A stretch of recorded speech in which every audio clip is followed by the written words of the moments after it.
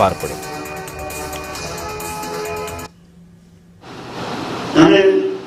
आमची जे म्हणणं आहे उद्देश सर्वसामान्य नागरिकांसाठी उपलब्ध असलेली क्रीडा उद्यान सुविधा विकसित करणे असे सगळी चीज माझी मनापासून क्लिअर आहे।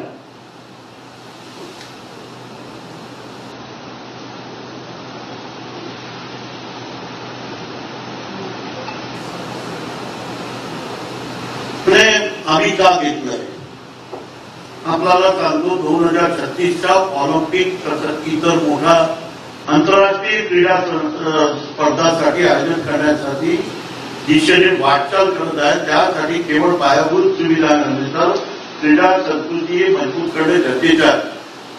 मुंबईचे तरुण खेळाडूंना चांगली सुविधा, सातत्यपूर्ण प्रशिक्षण, योग्य मार्गदर्शन मिळाले त्यातून भविष्यातील विजेते घडू शकतात।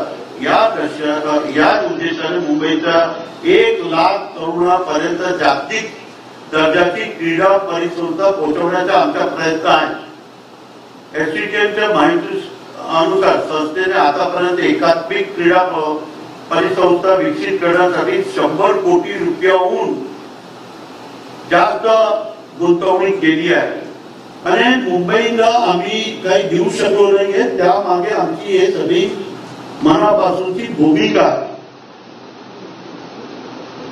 हिंदी में बोलूंगे।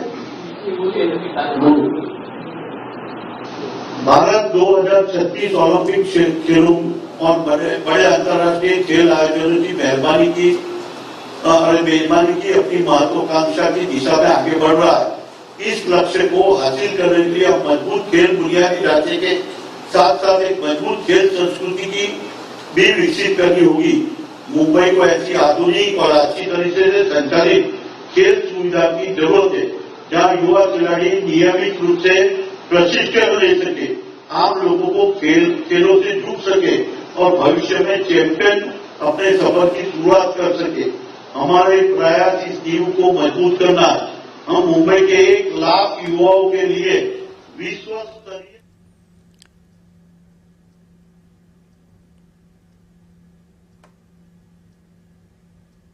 पुढल्या बातमीकडे खासदार संजय राऊत यांनी